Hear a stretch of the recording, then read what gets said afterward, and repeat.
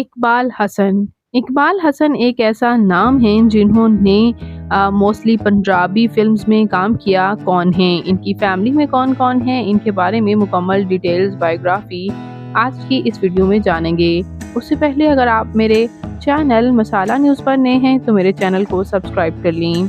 इकबाल हसन 1942 को कराची में पैदा हुए और इसके बाद इन्होंने बहुत से प्रोजेक्ट्स में काम किया। At the very young age ही 1965 में इन्होंने शोबिज़ में कदम रख लिया था और बहुत सी पंजाबी फ़िल्म्स में ये काम करते रहे। इनका कैरियर के आगाज़ में पंजाब दा शेर इनका टॉप प्रोजेक्ट रहा था, जिसमें इन्होंने विलन रोल अदा किया था। इसके बाद इनकी फ़िल्म नगमा से इन्होंने काफ़ी पजीराई हासिल की और ये अदाकार अप्रॉक्सीमेटली 30 फ़िल्म्स में काम कर चुके अपने 20 ईयर के कैरियर में और इन्होंने एज़ अ हीरो ही सर्व किया।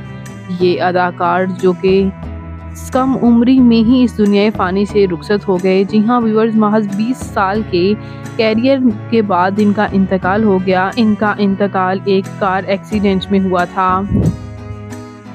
इनकी फैमिली में इनकी वाइफ भी थी जो कि शोबिज़ से वाबस्ता नहीं और ना ही इनकी बच्चों में कोई भी शोबिज़ से वाबस्ता था। लेकिन इकबाल हसन जो कि सुपरस्टार रहे थे, अपनी फ़िल्मों की वजह से इतना नाम बनाया। लेकिन ये भी कहा जाता है कि ये महज एक्सीडेंट नहीं था, ये मर्डर था।